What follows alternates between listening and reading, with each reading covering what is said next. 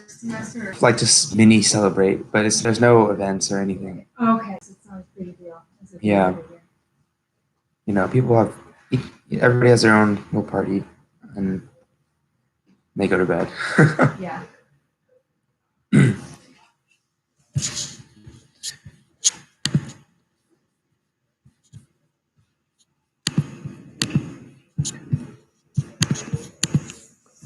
How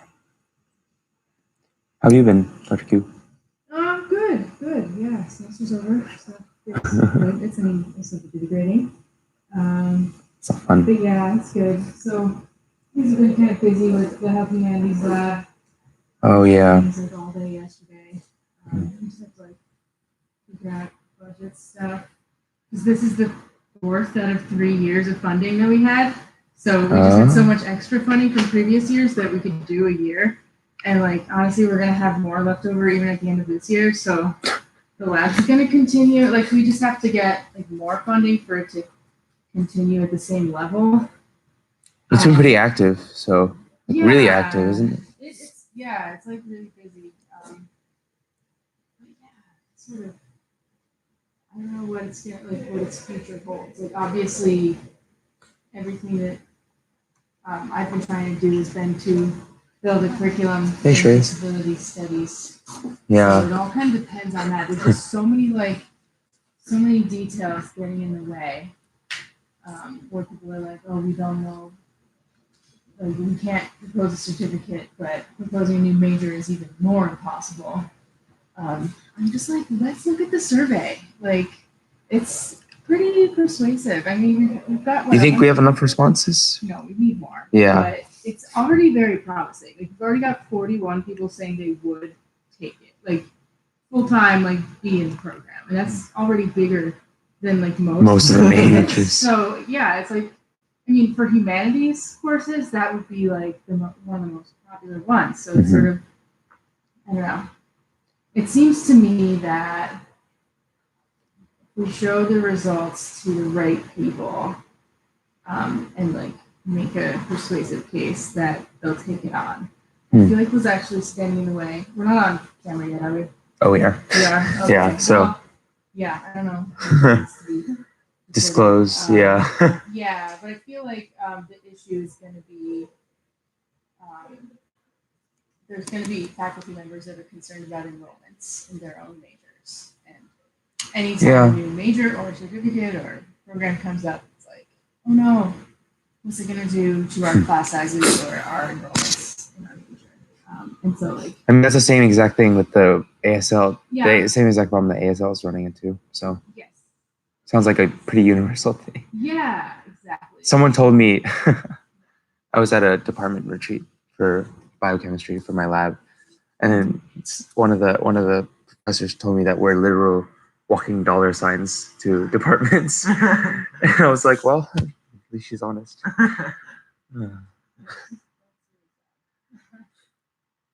It was like kind of a joke, but also so.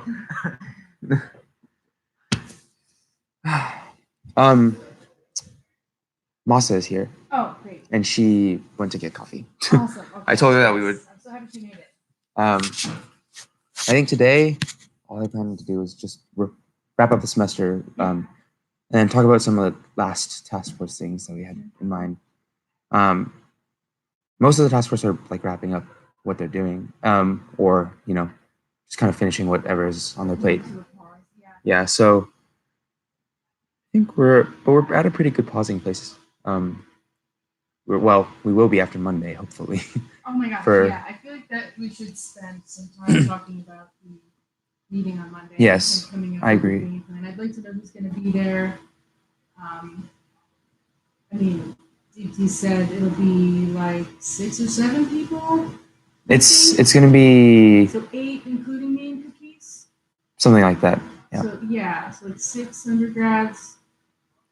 And then it'll be in what, 216? So like right over there. It'll be a full meeting room. Okay. Yeah. I guess I want to hear from people who are on that task force what their approach has been to these meetings in the past.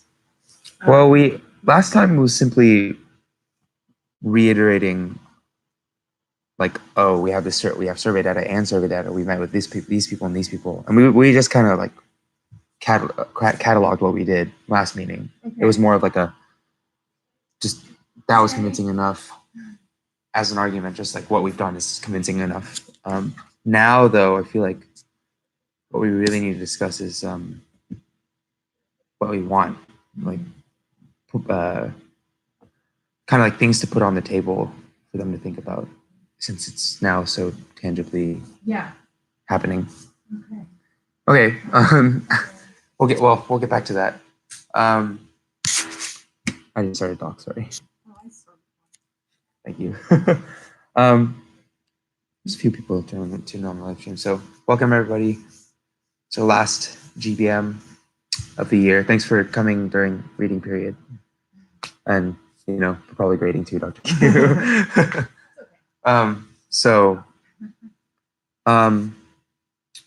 We traditionally spend the last meeting of every semester kind of reflecting, wrapping things up. And then I'm going to spend the rest of the time just addressing a few of the task force things that that we need to wrap up. And then, we can go back to studying. So I guess we can I'd rather start with the task force things because, in case those take more time than we think. You want to do introductions at all? Or? Yeah, let's do introductions since we have some new people. Do you want to start, Masa? I feel like everyone knows each other. I'm Masa, third-year med student over. And I guess what brings me here, I'm interested in kind of seeing how we can best support your efforts at the undergraduate level because you all are incredible organizers, and from some of the things I've seen, I'm actually very impressed with you all. Really. I just wanted to see how we can best fit into that and support you all. I'm Travis. I'm like the co-chair for Publicity and Outreach. I'm first year undergrad. I'm just really passionate about disability, specifically like intellectual disabilities. I'm Simon. I'm president of DDA. What were we saying? Sorry. People are kind of talking about why they're here. Oh, really it's like I'm here because DDA is great. It's been a long time coming with all the work we've been doing. Is that how you say that? Anyways, we're seeing all the work we're doing bear fruit, and I'm just really excited to be here. So, I'm Gabrielle. I am a first year, and I'm the secretary of DDA, and I'm here because I'm just generally interested in how we as a student body can increase accessibility on campus, but also impact society beyond that. So I'm Marion, and I'm the faculty advisor of DBA. I teach disability studies writing one-on-one classes, and I run the disability and accessibility faculty group. I'm interested in disability justice stuff. I grew up with a sibling with autism.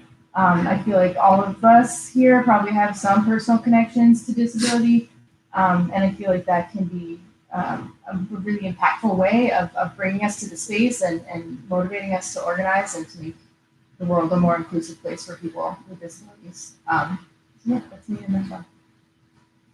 Yeah, here. So, just who we are in life. Yeah. Hi, my name is Kiki. I'm a senior. I here last year, and here's one of what finally said. I'm here because disability issues is something that I've always been interested in. And beyond that, I think it's been really cool to see how far we've come. I think, especially compared to 2 or 3 years ago, disability just being talked about more. We've seen a lot more discourse and awareness outside of DBA. It's just something that comes to people's minds and naturally, which is really cool because I don't think that was the case 2 years ago.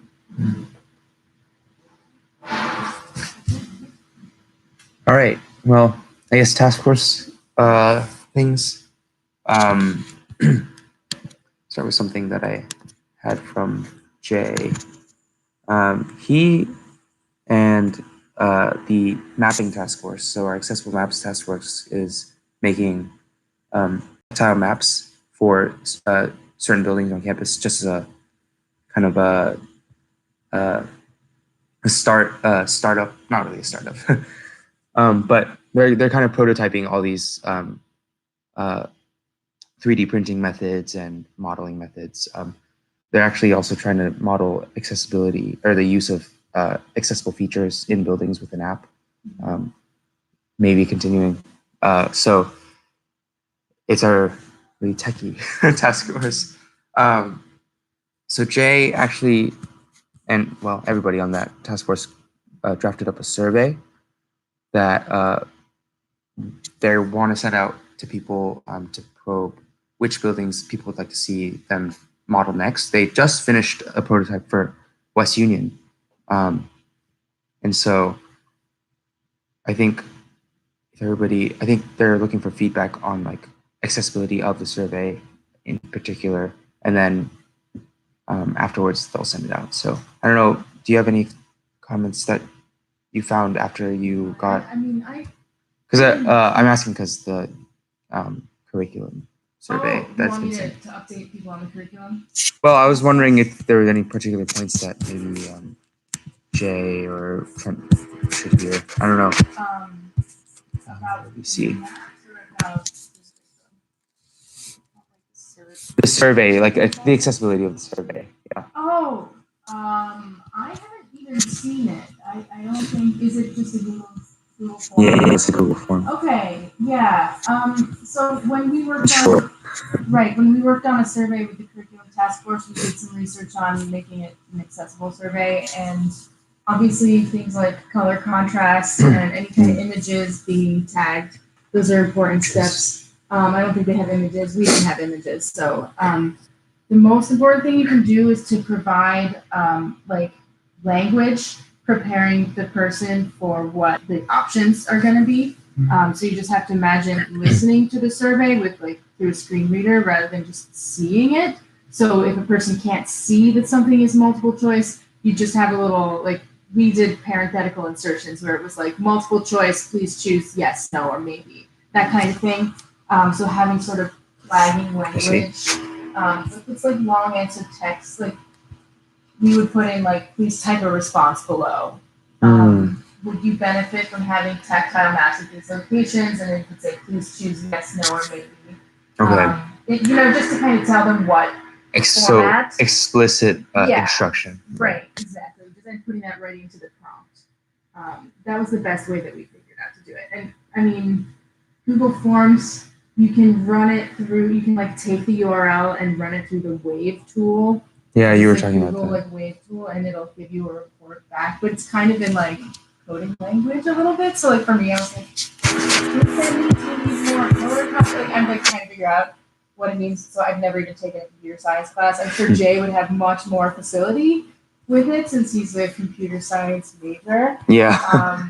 So yeah, there's also web accessibility guidelines that you can study through SDAO. So on the access.dww website, there's a whole area of the site for web accessibility, and there's so many resources, so you can really take the time and study through them and see. This looks like it's a pretty short survey, right? 3 questions?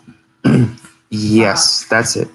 Yeah. So like honestly for this one, I think what we really need to do is add in the parenthetical language around like what format each question is. Yeah, and you guys used SurveyMonkey or? Well, we tried to, but SurveyMonkey, if you want to do more than 10 questions, makes you pay for an account. So we didn't. We did a Google form. Just Google. Looked pretty much like this. We used, I think, the same exact color scheme. Okay. Yeah. You can tell I haven't taken that survey yet, by the way. Oh, I need to. Do it. I need to. The results, if I could show you the result, or maybe you can get it on your computer so we can look together. I can open up, did they send the results or a link to the results in the curriculum? I think that if you're accessing it through the shared drive, you have your privileges, so you can click on the response. I will. So, but I don't know if there was anything else on maps before. Well, that's the main issue that Jay had asked for us to give feedback on. So I think that Maps is just looking for their next. I almost said target, but Right. yeah. Did they? I thought they had decided to do East Campus building. Right, I think that's what they're leaning toward. Get one, get all kind of thing. So, I mean, it's gonna be interesting when they start to map the older buildings on campus. And it's like, this is not an accessibility map. This is a map mapping inaccessibility. inaccessibility of a map. building, so that'll be interesting.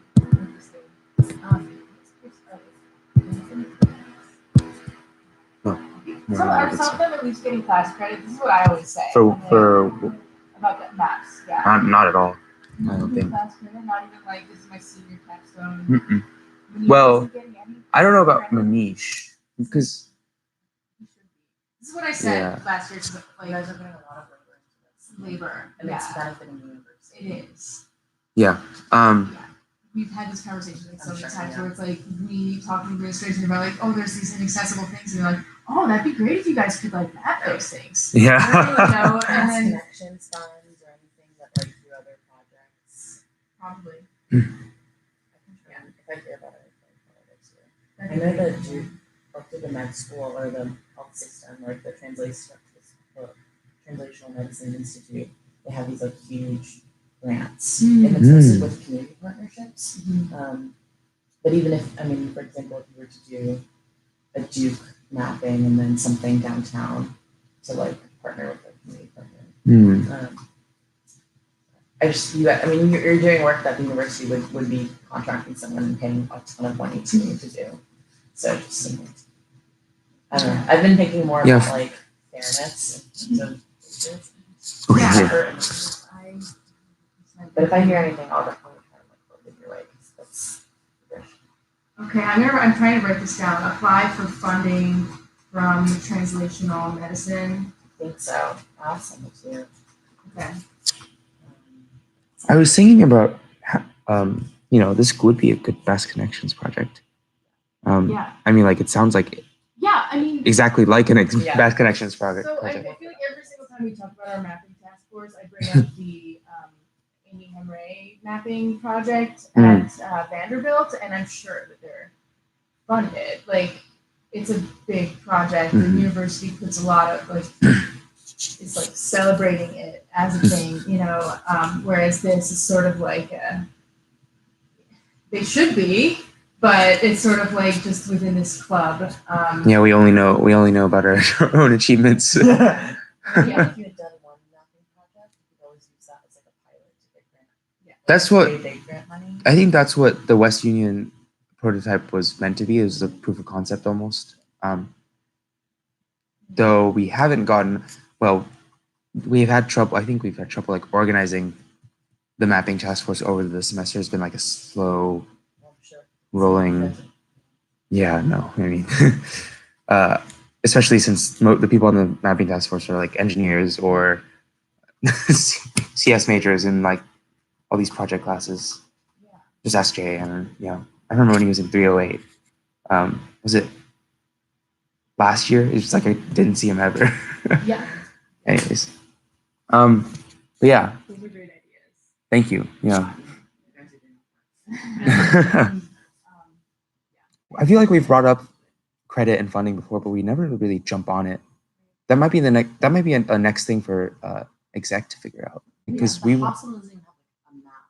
Right. What? There are Really? maps there's multiple maps within the clinics, but there's no actual like go to easy to navigate map of the hospital. And it's so easy to get lost there if Oh, you don't know it. Yeah, Like, and then you're late for your appointment, and then your appointment gets canceled, and then Oh you my don't have gosh. to and the Yeah. hospital sues you. Yeah. I don't know if that's true. But hospitals in the country do sue people for medical debt, which is something I've only recently been learning about. But it's not. I mean, it just we live in evil times.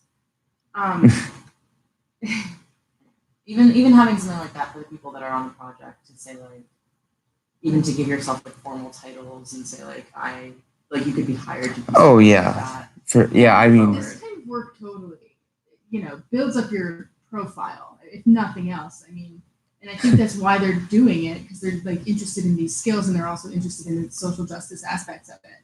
But it's a little bit, it's out of the goodness of their hearts, and it shouldn't have to be. I would love to see it become something more sustainable and having like a funding structure behind it, or you know, a Fast Connections research project. I think that would be great. But the thing is, then you'd need like a faculty member to be coaching it, and like I do disability studies, but I don't do design. Like, you know, I don't have the. Didn't you say there skills, was that engineering professor there's a that professor was who working does, yeah, he does design for disability yeah classes, Kevin Caves. So that's Kevin possible. Caves, I mean, I don't know that he does like architectural scale kinds of stuff I though. was gonna say, you know when you walk into Perkins and they have the map of Venice?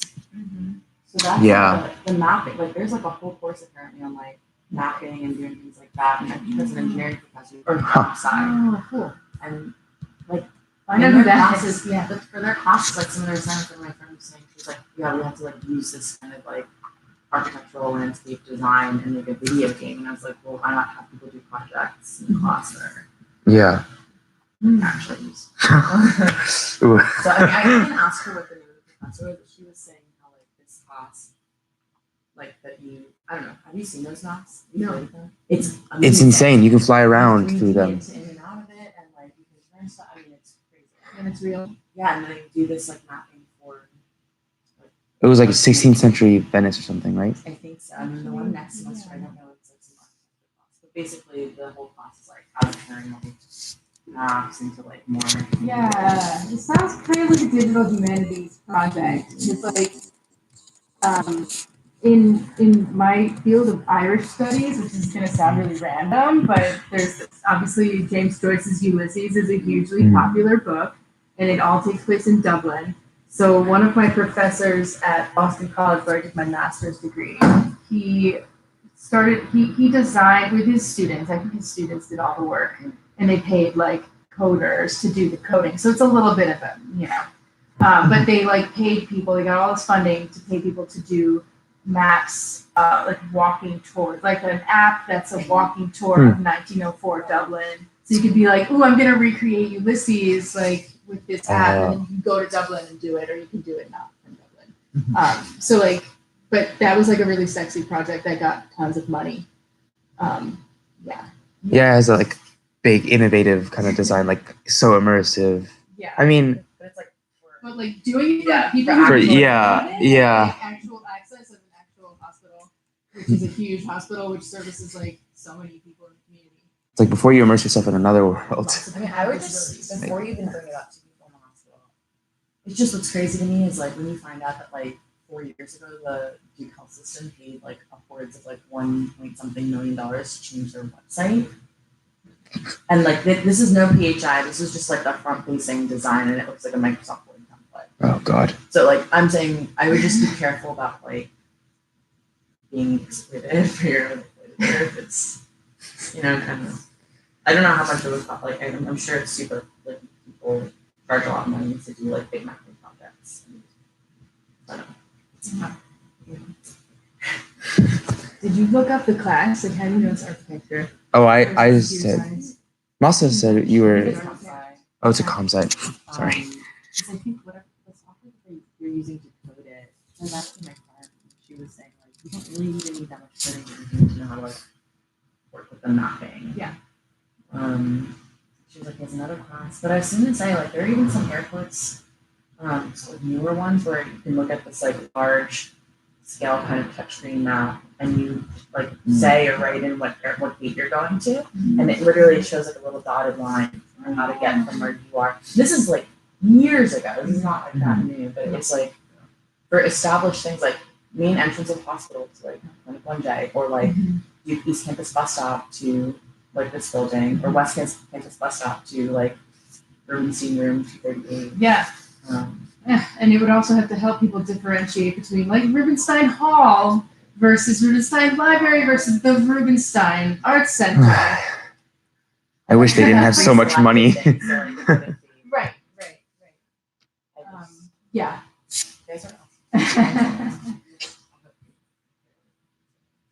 And I think that this sounds better than a lot of existing documents. And if you need faculty, I don't know, you probably wouldn't really need it. But like, Whoa. on that side too. Yeah, we can find. We could, yeah, that would be. I mean, it's a team, so I guess I think most past connection teams they have like multiple faculty members or some kind of. They're vertically integrated community. Yeah, yeah. So students through faculty, multiple people on every level. Let's move on to the curriculum task force. Yeah. Am I the only person who's from GBM? Yeah. So okay. Trying to like add to the. You can add to the document, or you can, because I'm like trying to type it. I'm also talking. So the curriculum task force completed our survey and distributed it through various places, through the Disability Access Initiative faculty group, through the Health Humanities Lab listservs, through the Content Writing Program, and I'm sure other places. The students, we all like signed up for different places to distribute, and I think we could still use help with that. So I don't know. Okay, so you're showing it. You can click on the responses side. I think you are. Yeah. So the responses so far have looked really promising. I actually haven't seen it since it looks like 20 more people have taken it since, or like 10 more have taken it since I last looked. But so the one thing that is a little bit frustrating about the way that the results present is that I feel like the next step will be taking them and making them like presentable. So like for example, we have write in your major. So this is like really useless. I mean, it's just too much to have to scroll down and look at every single response. Yeah, so it would be great if we could translate that into a graph, and show. Like we can sort into like So like someone would STEM have to or do that kind of like data entry sort of work. Which again, if like someone like Simran does it, she's work study for HHL and we can pay her. So like that For that, I could do that. really. Yeah. I do so much mining charting that like. So what about getting paid for your labor, Martha? I'm just saying, it's like 2 hours worth of just kind of making Yeah. sure it's like biology, sociology. Right. biology, I mean, but biology. then there's some that like people put like 2 and then. I mean, there's you can do spreadsheets and stuff, and then from Excel you Exactly. you just search anything with bio, Yeah. anything But with once chem, this is- anything. Yeah. So So it's like 1,000, I feel like. yeah. I can definitely take that. Cool. So yeah. We can give access. I can give you access to the survey. Yeah. Yeah. Yeah. Oh boy. Yes. So. Yeah, I'll share it with you. And sometimes if you download it into Numbers, it comes up slightly more readable than in Excel, because in Excel all the boxes shrink and you have to click on each one to see what it says. So those are just different options, but some of them in this result thing already look really good. So the pie chart, whatever, but if you keep going down, there's a couple in here that I'm like really excited about. So yeah, we got some people like sharing like why they make their choices. Those are long form. But some of these, like these graphs, like a checklist of disciplines of the following options, check all the academic disciplines you would explore purely out of interest, and like humanities was like 85% of people. And who's majoring in that? Like if you compare it to what people are majoring in, you're gonna see a huge differential. Because like everyone is interested in the humanities but not majoring in it. So it's like, what is that about? So then and then career paths like healthcare, everybody's pursuing healthcare. Like that's the number one out of everything. I think medicine should be. A lot of people wrote in things that we didn't really provide options for. So again, like a lot religion, of ministry. ones, because I think that some people, a lot of the people in my faculty group are from divinity, so they give to their classes and all those students. So yeah, we could add in a category for that, I guess, and then put all of those ones together because it's like pastor, religion, ministry. So we could put like religious ministry as a category and put all of those ones. One is a hospital chaplain. It's cool.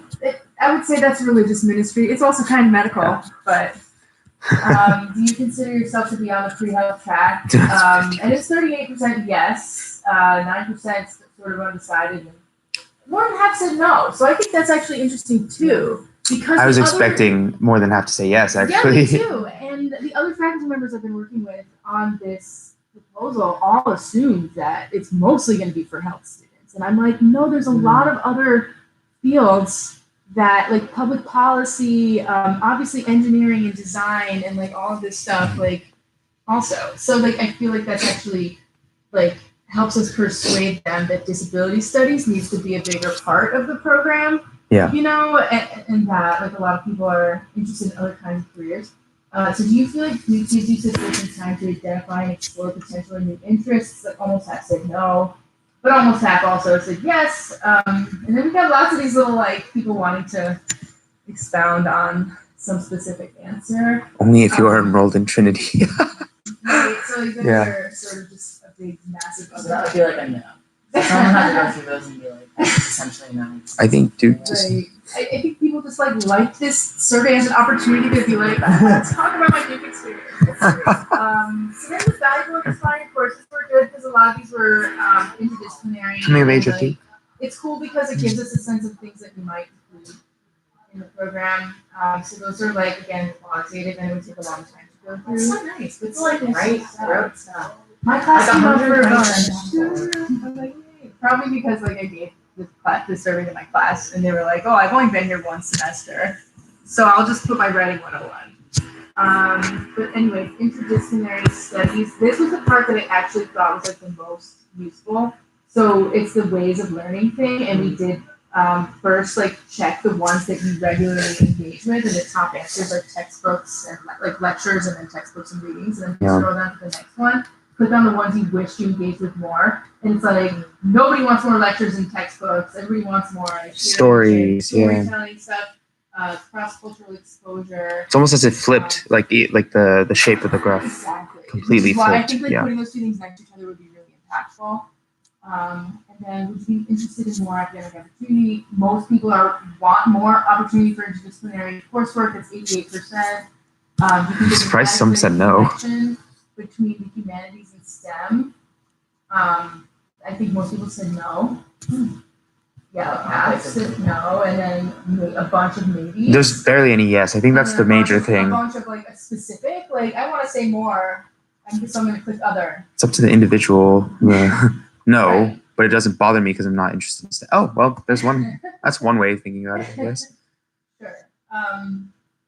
Yeah, so I guess, again, something to sort of retool later, but if you keep going down, I think that there were some that we can just. Optional ones. Like what, So there's 58 responses on the optional ones. yeah. Which is- disciplinary. And No. Feedback on that. But can you go down a little bit more? Oh, yes. So then we introduced people to disability studies and health humanities and asked them. So first it was just, do you know what it is? And it's pretty even split between yes, no, or yes, but I don't know what it means. You said a lot of them are your students. Yeah, well, yeah, like 24 of the people out of the 20. Out of the So that would be- 27 were in my yeah. class. Yeah. That would be so- some of the bias. Right, exactly. And then have you heard of health humanities? And again, more people have heard of it. Yeah. And then I think it's yeah, becoming a hotter intersection. Right. Hotter as in like, people are like trying to integrate, well, with so many pre-med people, I think that they're finally getting Yeah. the chance to. Yeah. So it's nice. And like we have a health humanities lab. Right. We don't have a disability studies anything. Like we have disability, like this group, but it doesn't have the word studies in it. It's just Disability Alliance. So you know what I mean? I think like that accounts for it also. So then we gave definitions of each field, which really show on the responses. But then 94% said they sound like they're of value. And then for do you believe these studies to be of value for yourself? Still almost 86% said yes. And then do you believe them to be of value to the communities? Do students work in and with? 92% said yes. And then if it was, this is probably the most crucial one. If it existed, how would you take advantage of it? So 92 people said they would take the Gateway course. 117 said they'd take interdisciplinary electives within the program. And then 45 said they would pursue it as a course of study. So like even if like these 45, which is still from a small sample pool, it would probably be more than that. Like that would still that would be like one of the biggest certificates. I feel like the most popular certificates have like 50, and so this would be Like the INE certificate or yeah. I mean, whatever. again, I could check the numbers on enrollments, but that's already like I feel like pretty. There's some like even majors out there that don't have that, like, I don't know, maybe not majors. Yeah. Yeah. There's like 7 or so physics majors. So Yeah. Right, and so like of the 92 said they take the gateway course and interdisciplinary electives, all of those it's like to explore and then maybe to pursue. That's you know what I mean? that's a And it's to sizable see- 101 class. Like Yeah, yeah. this is all very justifiable data, or like data that 92 makes saying our you take case the gateway justifiable. course. That's amazing. Like honestly, I'd be overwhelmed if I had to teach that many students at once.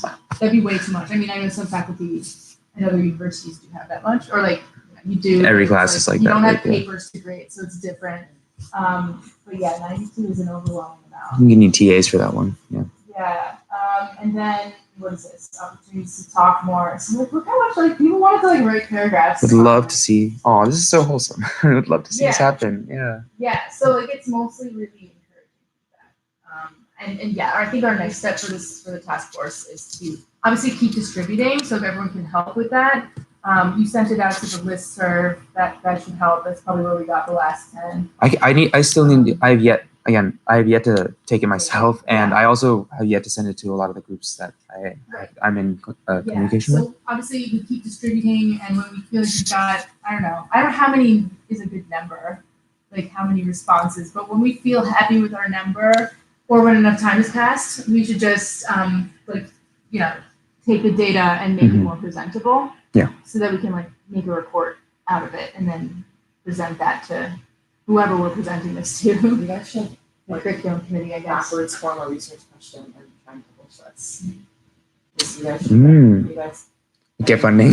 well, funding, but like also like you guys are, they're like the Yeah. PhD track, like having publications. I'm just saying the stuff that you find out down the road of like what people are trying to publish off of, like end of like 30 survey. Oh like, yeah, no. This is awesome. Like the data you even have right now. You can easily put an abstract together and present it at an education conference or some sort of health related. Cool. That's a good idea. Yeah. Well, I feel like Allie and Brian were the ones who like led the Yeah. task force, and then there was like a couple of other students. Like Simran came to a lot of the meetings. Naira Ikram, the girl who's in charge of There's also, the Campus Alliance, she came to a lot of them. Issa, yeah, I remember. That's what I was worried. I was worried about, like, if we were to actually try to publish the data that we found, which is a lot, we probably want to refine it with like people who know how to. So I don't think we have like a resident like stats person within this task force. Yeah. Anyone who knows, or anyone who's taking stats 101 probably. I took 102, but I'm kind of bad at it. Truly interdisciplinary. I don't know. I just being kind of in my first year of research, like there's something to be said about seeming like a little bit aggressive about wanting publications and some people wanting to publish information that's not really useful for the community, but you guys put all the work in and you could probably sort of a couple things off of this. At least submit a couple abstracts about data. We publish it and then we take our publication and turn that into a proposal. Right, because now Good you're to go. it's like Yeah. Have you scientific talked evidence. about the conference Yeah. at some point So, and like getting a representative from DE? In DSG, yeah. I'll bring that up. Perfect. Thank you. All right. people have been teaching me a Thanks lot for being here, of, Trey. Bye, Shreyas. Have a good weekend. See you. Good luck on Bye. Good luck. about like to give yourself as much credit as possible with the labor that you're putting in. Like for example, someone who's like, oh, well, if you're gonna help volunteer at like this breast cancer awareness event, we can just say that you're the student coordinator for the health systems like breast cancer event. And I was like, oh well, that's like a nice title. Like I wasn't even gonna mention this on my CV. Yeah. Yeah. But so just kind of I mean, people have been doing that for me, so I'm okay for where I can find that. I think that's something that DDA should be able to do. You know, as like a established organization, we should be able to give people recognition where it's due. Like, you know, in the form like, of papers, like literally, Yeah. even if you submitted 2 abstracts and got 1 publication out of it, you're going into your application cycle with 3 publications under your belt, which is like a big deal. And you're creating data and information that like the public would be helpful for other people to know. Yeah. So just I think it comes down to like probably down the road like having a meeting where you look at all the data and have a question that you want to answer and then kind of bring it around. Yeah, you don't share credit for it. That's awesome. I think we should definitely think about that. It's a lot. Yeah, I think it's a lot because it applies to literally all of our task courses because they've all been doing work that's probably Under-recognized. definitely under-recognized. But I was like probably like fundable or like you can give some like more gravitas to like the work they're doing, in terms of resumes, which is unfortunately something we have to do. Like if you were to be like between like 2 years, like our group has put forward like 6 publications and 10 abstracts. Like that's huge. Like there are research labs that don't produce that much. Like that's how like Duke gets endowment money. Like it's research and funding. So I don't know. I've always just felt like it's like I don't know. I feel like we're just waiting for so much Sorry. I mean, I think that we weren't. I think to this point we haven't been. Our sample isn't necessarily representative because I feel like probably the most of the people who took this were people who, because the way I disseminated it, I sent it to the Disability and Access Initiative faculty group listserv and the Thompson Writing Program listserv, and I said, please carve out class time and have your students take it in class because otherwise people don't take surveys. You know what I mean? Like if I get something in my email, I'm like, oh, it's gonna take too long. I can't do that. I'll do that later, and then I never do it. So I feel like because people are taking it in class and they're in classes that relate to this stuff, it sort of skews it. I mean, for me, the sheer numbers alone are enough. It's not about percentage. It's like, okay, we've got 41 people on this campus saying they would pursue this as a course of study. We've got 92 people saying they would take this gateway course. And like chances are there's more out there. So like for me, it's like it's persuasive that people at Duke, like that a program like this would succeed here. In terms of like what it says about like universities in general or like the fields, I feel like we'd have to be more careful about our sample distribution and like who's taking it and making sure that we're covering all the majors, all the years of undergrads, and like representative sample. A representative sample, which we weren't very scientific about it. I mean, we didn't get any like background. Well, except for majors, but I feel like the majors are pretty pertinent one. Yeah, we did. We got graduation years. But there is one issue with the way that we phrased question number 1. Anyone spot it? Click your year of anticipated graduation in the drop-down list below. Doesn't say are you undergrad or graduate, which I didn't realize until after we'd already had 150. And I was like, oh, so some people that are graduating in 2023 are graduating with potentially our graduate student. So we didn't flag that. So that's a major flaw. I mean, they're all students and alums, so at least that is consistent. But otherwise, this first one is kind of. I guess if it says major though. Yeah. Then maybe from that we can kind of figure out because like masters, like D-Min. So you just have to match them up. So I think what it is that somebody in my list shared it with their master's class. I don't think I made it clear that this was designed for undergrads. Yeah. So yeah, that was all my bad, honestly. And the fact that we didn't specify in question 1 that this was for undergrads. Well, it's still good. So it's for undergrads and grads. Don't see why grads. If you're kind of then now you have a more diverse survey that not only surveyed undergraduates but also graduate students. That's true. I think if you put it on a listserv, then at least you could save out your sample size. Like obviously there's always like selection bias. Like people that are going to take the survey or people that are interested or have to. But as long as you can say that it was offered or like put at a larger. Yeah. I mean, it is possible to go into the responses and to select a way of looking at it individually, so someone could theoretically separate out which of these results were graduate students and which of these were undergrads, and like of undergrads, how many are saying they would take the class. This would probably, I can do this too. This is easier because you just go econ sociology, right? Like maybe question mark, but something that says like master's in theology, I'd write like grad, undergrad. Yeah. Just putting them as the other. Yep. I can do that for this table as well. So. Yeah. So that's it for the curriculum task force at this moment. So yeah, next steps are to distribute a little bit more and then to kind of make the results more statistically or just like more presentable. Who are we bringing them to? Sorry? Who are we bringing the results to? I think that what we're gonna do is first bring it back to me and Deborah and the others in the Health Humanities Lab who are making this proposal, and then we will present it. And I want to bring students. I'm thinking Allie and Brian to that presentation, and we'll talk first to Ed Ballison, who's the dean or provost of interdisciplinary studies, and John Blackshear, who's like Oh, I forget what his position is, but I think he's in charge of undergraduate education in some way. Yeah. And Gary Bennett is another one. oh, And so like ABUE, yeah. yeah, and so and we can share it with obviously the pre-health advising office and because they're like on our side with this stuff too, and the program 2 office. So we'll bring it to places like that. And once we figure out exactly what form the program should take, is it a major, is it a certificate, blah, blah, what department is it housed in, is it a new department? Once we figure out all of that stuff, it would eventually go to the curriculum committee, with the Arts and Sciences Council, and then the curriculum committee and try and get it passed. And then they would take it up and like try and get funding sources for it. It's sort of like all of these steps that have to happen.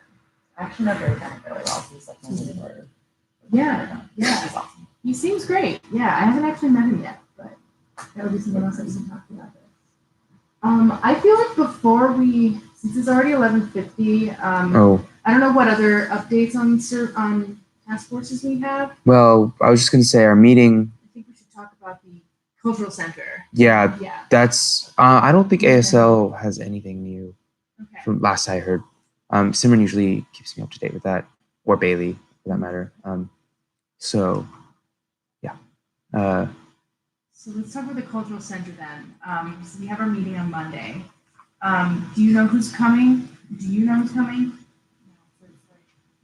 At least I know Simon, me, Kevin, Simran, maybe Tara. Who's Tara? Tara, she was at the first meeting with Mary Pat. She's the guide dog, and I think it's very close to Kevin. Okay. Is it TARA? Okay. Are you guys going to make it? I'll have your meeting at the time. No problem. A person. Kevin is bringing someone. Jamal. Is he bringing Jamal? Yeah. Jamal Burns. And he said that the purpose was like bringing people. I think was he involved in getting a space for some group? I don't remember what Kevin actually said in the group, but anyways, it was like diversity of perspective for people who have been through the process and stuff like that. So yeah, about 6 of us, and then you and Cookies. That way, I think. Wait. Maybe that way. I'm not really sure where. Okay. You said it's up to 15. But they have what, 3-4 people attending from their end? 3 at least? This is gonna be Mary Pat and 2 other. 2 other people. There was one person who like does curriculum stuff, I think, and then like testing, and then another person who like has to do with undergraduate work. Okay. Okay. So I feel like we are like, have you in the past in these meetings gone in with like a presentation or like Well, we had that talking report. points, or how do you had the report that you've written?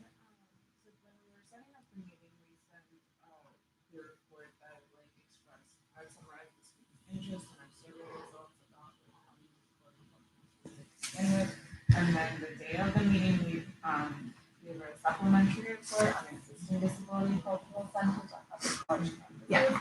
And then what we were thinking afterwards, and I should apologize that I completely dropped the ball on this, but having for this upcoming meeting, having a meeting on what an ideal disability cultural center actually would look like, what our vision is, Yeah. that like are necessary and required, like on our road and things that we are more flexible on. staff member. So I started a Google Doc, and with like these design elements that we can all hash out. All those. I know it's very, very last minute, and like I should have started this earlier, but if anybody could like has time this weekend to contribute to it, I sent you the link to our disability cultural center with me. I can also put it in the email that we can to exec or. Is Emma in that group me? Am I freezing? Friesen? She wanted to contribute ideas on having a sensory friendly space. And I feel like that's important. I don't think she's in our group me. No. Can someone add her? Do you have a number? Okay, cool. You have a number? And can you add me? Oh yeah. Well. So yeah, I think sensory friendly space. I think that yeah. Oh cool. So I can add to things there. I think that we should put forth ideal, we're defining the ideal space. So I think we define the ideal space right now. Like this is not negotiation right now, like that maybe that comes later. But like right now, this is your opportunity to say like this is exactly what it should be. So I feel like we ask for the full-time staff member now and like say why we need one. And like say, I mean, we have so much to back up the idea that regular programming and events around disability topics will get attendance, not only from Duke students, but from the community. And like that it's too much work to expect students to organize these kinds of events, right? Like the Center for Sexual and Gender Diversity has like a lecture series, they have like workshops, they have all of this programming that like, and they have a training. They have like pride training. They put that on, I think. That's so cool. And we're like arguing for, an equal kind of a space because it's equally important to identity and diversity. So I think that we can say that we as a club have a strong track record of organizing these events and them having huge attendance and them having a huge impact on the way that people are aware of disability as a culture, as a social justice issue, all of that. But that it was a lot of work for us to do. Like when we did that arts event, like how exhausting. And like when I did the conference last year, how that was like a part-time job that I was not getting paid for. And just like, we can't keep, like Tomaso's point earlier, like doing this for them. So I think this is the time to say like, we need a full-time staff person to be the program coordinator of the programming, and that there's definitely a community that would come to lectures, to film screenings, and we can just talk about how many people turn up to our bigger events. So the Cinemability screening was a packed house. And it was a very last minute, like we were like a week before, hey, we got this event happening, and then 100 people came. Yeah, that's insane. So I feel like we can say that people will come, and that there is a community, and it's a community that exceeds Duke, because like I think another thing that they're anxious about is like their connection to the community or their failure to draw community members to events at Duke. It's like a big thing. A large portion of our audience is community members, exactly, not students. So at the conference last year, during some of the events, I was like, can people raise their hands if they're not Duke affiliated? It would be like half the room in every event. So it's definitely something that appeals to the community. I think that's a persuasive argument. I don't know if the issue of like funding will come up.